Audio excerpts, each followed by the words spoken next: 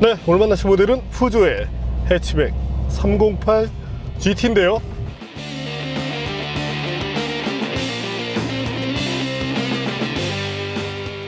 기존의 다른 308 시리즈에 비해서 조금 더 나은 성능을 제공해주는 것이 특징입니다. 푸조는 308 외에도 508 GT를 내놨는데요. 그래도 작은 차체를 가진 308 쪽이 조금 더 역동적인 성능을 보여줄 것으로 전망이 됩니다. 출력동을 본다면 폭스바겐의 골프 GTD 등이 직접 타겟이라고 할 수 있을 텐데요. 과연 308 GT가 어떤 매력을 보여줄지 잠시와 함께 느껴보시겠습니다.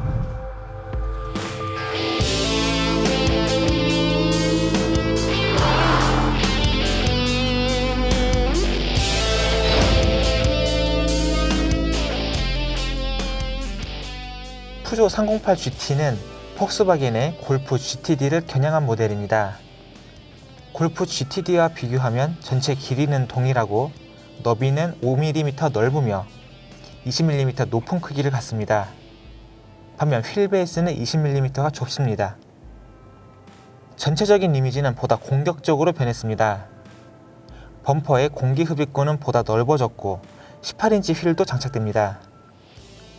후면부는 머플러 디자인과 GT 배지 정도가 추가됐습니다. LED 헤드라이트도 기본 사양입니다.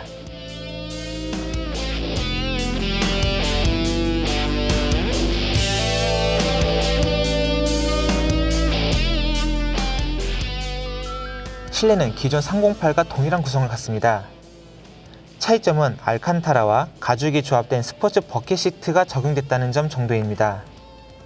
계기판 색상이 변경되고 출력 토크 그래프가 나타나며 엔진 사운드까지 변경되는 스포츠 모드도 지원됩니다. 물론 이 사운드는 스피커를 통해 전달되는 방식입니다. 액티브 크루즈 컨트롤과 비상 충돌 경고 및 비상 충돌 제동 시스템은 경쟁 모델에 없는 사양입니다. 308 GT는 골프 GTD와 비교해 사마력 낮고 2.1kgm 높은 토크를 발휘하는데요. 비슷한 수치와 좋은 구성을 갖지만 가격은 약 200만원가량 저렴합니다.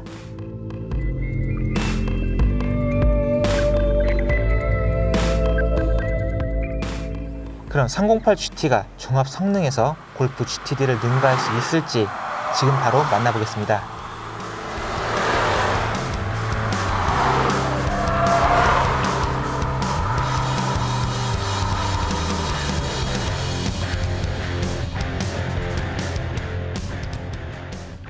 네, 일상에서 GT를 탈 때 우선 부드러운 승차감이 상당히 인상적인데요. 가속 페달을 밟았을 때 이때 리스폰스가 그렇게 빠른 편은 아닙니다. 푸조는 스포트 모드를 활성화시켰을 때 리스폰스가 좀 개선이 된다고 얘기를 하고 있는데요.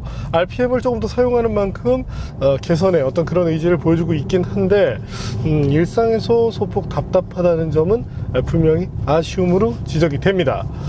하지만 일상에서 탈 때 불편함은 없기 때문에 실제 이 차의 타겟 대부분이 어떤 운행을 하면서 크게 불편함을 느끼지는 않을 것으로 전망이 되네요. 네, 그럼 푸조 308 GT와 함께 달려볼 텐데요. 임시적으로 ESP 시스템을 해제를 시켰습니다.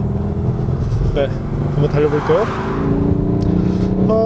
현재처럼 이제 스포츠 모드에 설정을 해놨을 때 조금 인위적이긴 하지만 엔진 사운드가 상당히 실내로 많이 유입이 되어서 들어오고 있습니다.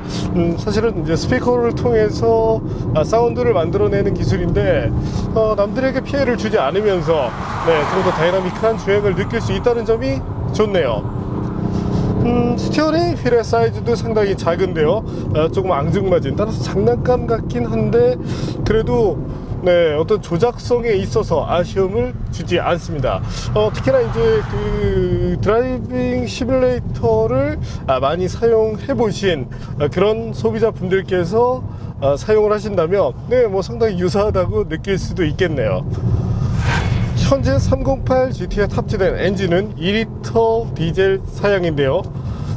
그래도 네, 푸조가 디젤 부분에 있어서 상당히 잘하는 그런 브랜드 중에 하나죠. 이번 엔진은 최고 출력 180마력, 최대 토크 40.8kgm를 갖고 있는 것으로 알려져 있는데요. 현재 이렇게 체감하는 부분에 있어서는 네, 타사의 엔진 대비 소폭 출력이 적게 느껴지기도 합니다. 그렇다면 과연 개츠키에서의 실질적인 출력에 대해서 한번 알아볼까요? 현재 보시는 것처럼 네, 토크 밴드 자체는 상당히 표준적인 수준이라고 할 수 있게 됩니다. 폭스바겐 이제 골프 GTD 같은 경우가 초기부터 3000rpm까지 상당히 이렇게 플랫하게 다가왔던 것에 반해서 현재는 네, 저 RPM대에 토크가 조금 몰려 있고 후반으로 가면서 하강하는 그런 모습을 보여주게 되죠. 조금 특징적인 부분이 있다면 3200rpm 부근에서 네, 일시적으로 출력이 상승하거나 이런 점들이 눈에 띄는데요. 하지만 네, 주행을 할 때 그 부분에서 특별한 점을 느끼기는 힘듭니다. 전반적으로 네, 마일드한 그런 디젤 엔진의 특성을 보여주고 있다고 보시면 되겠네요. 단 아쉬운 것은 토크 부분은 상당히 좋죠. 네, 39kgm 이 정도라면 사실은 충분한 수준인데 마력 부분이 아무래도 조금은 아쉬움을 주고 있습니다. 아무래도 이제 변속기가 자동 6단을 사용하기 때문인데 자동 변속기로서는 네, 어떤 그 표준적인 수준이라고 할 수 있겠지만 아무래도 구동 손실률, 특히 이제 출력 부분에서는 이제 약간 아쉬움이 남는다는 점을 참고해 주실 필요가 있겠습니다. 변속기의 반응, 네, 조금 아쉬움이 있다면 변속기 자체의 반응이 상당히 느립니다. 아무래도 이제 GT라고 했기 때문에 상당히 좀 기대를 했었는데 변속기 반응은 자동 변속기로서는 네, 상당히 좀 평이한 정도 수준.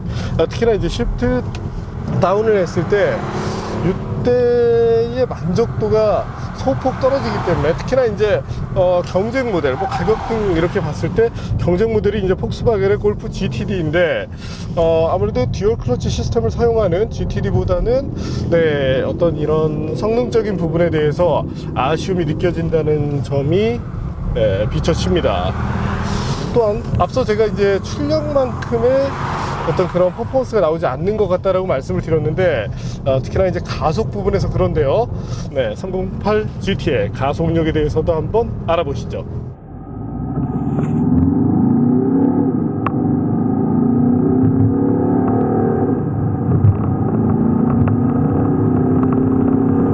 현재 이제 보시고 계신 것은 8초대 후반 이 308 GT 테스트카가 기록한 가장 빠른 기록인데요. 하지만 편차가 좀 다소 컸다는 점이 아쉽습니다. 그 이후로 이제 9.1초, 9.2초, 최대 이제 9.5초까지 이제 벌어지는 모습을 보여주었는데 이 정도의 성능이라면 국산 이제 준중형급 디젤 모델들도 이 정도 성능을 내기 때문에 아무래도 이 가속력 부분이 밋밋하게 느껴지는 것은 어쩔 수 없지 않나 이렇게 생각이 됩니다.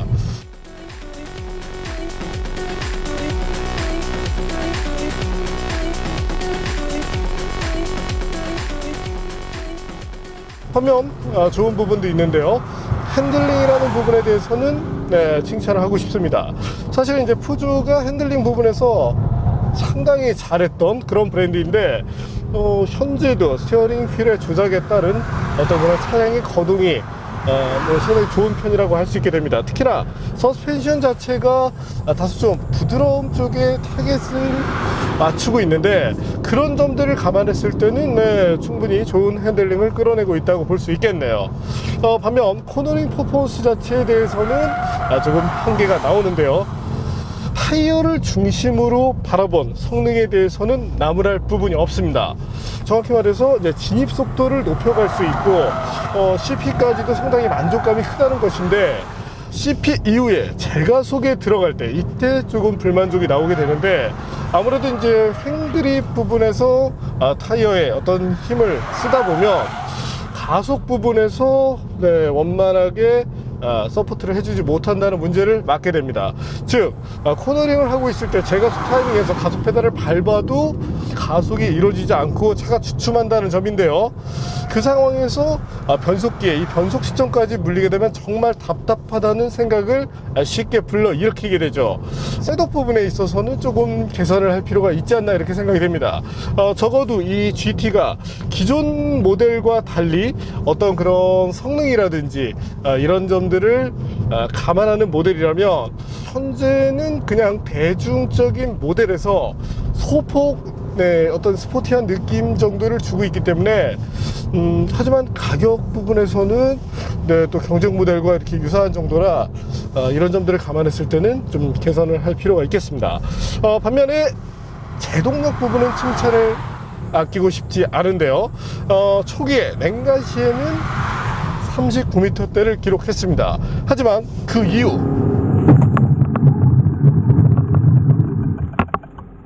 이와 유사한 이런 기록들을 꾸준히 보여주었는데 어떤 제동 시스템의 기본적인 내구 부분에 대해서는 적어도 신뢰를 할 수 있다고 생각이 되네요.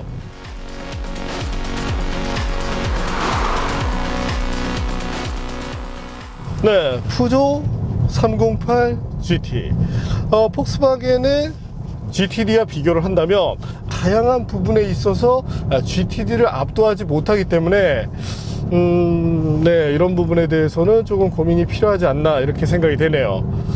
어쨌든 가격이라는 부분으로 놓고 봤을 때 가성비가 뛰어나진 않지만 그래도 프랑스 차가 보여주는 그런 특별한 디자인 또한 그런 감성적인 측면을 갖고 있다는 점이 장점이 될 수 있겠죠. 그럼에도 불구하고 네, 매니아들이 타기에는 뭔가 좀 애매한 그런 아쉬움을 갖고 있는 것이 308 GT라고 말씀드릴 수 있겠습니다. 하지만 간단히 정리를 하자면 뭐 스포티한 모델은 아닙니다. 하지만 네, 어떤 디자인을 비롯해서 시각적인 만족도가 상당히 높죠. 가속 페달을 밟을 때 들려오는 스피커의 엔진 사운드도 뭐 그럭저럭 쓸만합니다. 이 차를 타야 한다면 그 이유는 바로 연비에 있을 텐데요. 네, 이번에는 연비에 대해서도 한번 알아보겠습니다. 현재 보시는 것처럼 시내 주행 연비 부분, 특히나 이제 시속 15km를 전후하는 상황에서의 연비가 상당히 놀랍죠. 또한 80km 정도로 정속 주행을 하고 있을 때도 상당히 좋은 수준을 보였습니다. 어떤 전반적인 연비 부분에 있어서는 충분한 경쟁력을 보여주고 있는 것이 바로 현재 타고 있는 308 GT의 매력이라고 할 수 있겠죠. 참고로 연비를 끌어내기 위한 오토 스탑 기능은 에어컨이 작동하고 있을 때는 구현이 되지 않습니다. 때문에 오토 스탑은 에어컨이 꺼진 환경에서 작동한다는 점을 기억해 주실 필요가 있겠네요.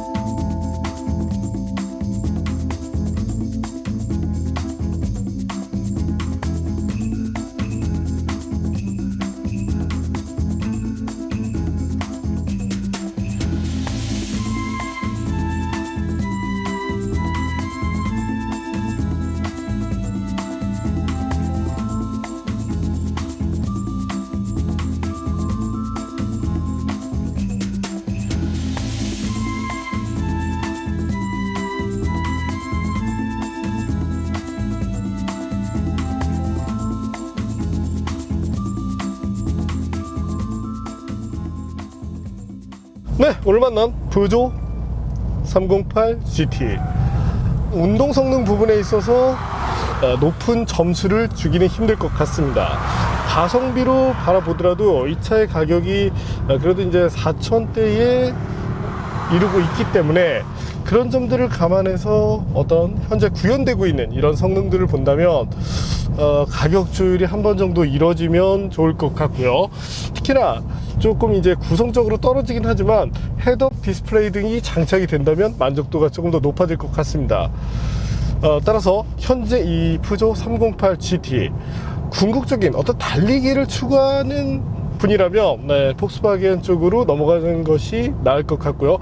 반면 평상시에 편안하게 연비를 즐기다가 간혹 여유로운 환경을 만났을 때 조금의 성능을 끌어내면서 만족도를 높이고자 할 때 그런 성향을 가진 소비자분들께 적합한 모델이 아닌가 이렇게 생각이 됩니다.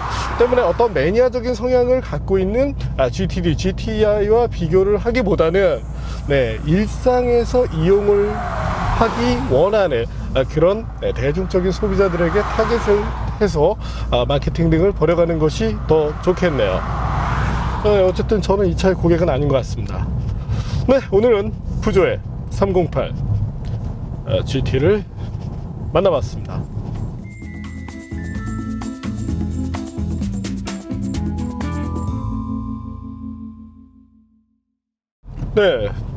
이제 테스트를 다 끝내고 차량을 반납해야 되는 시간인데요.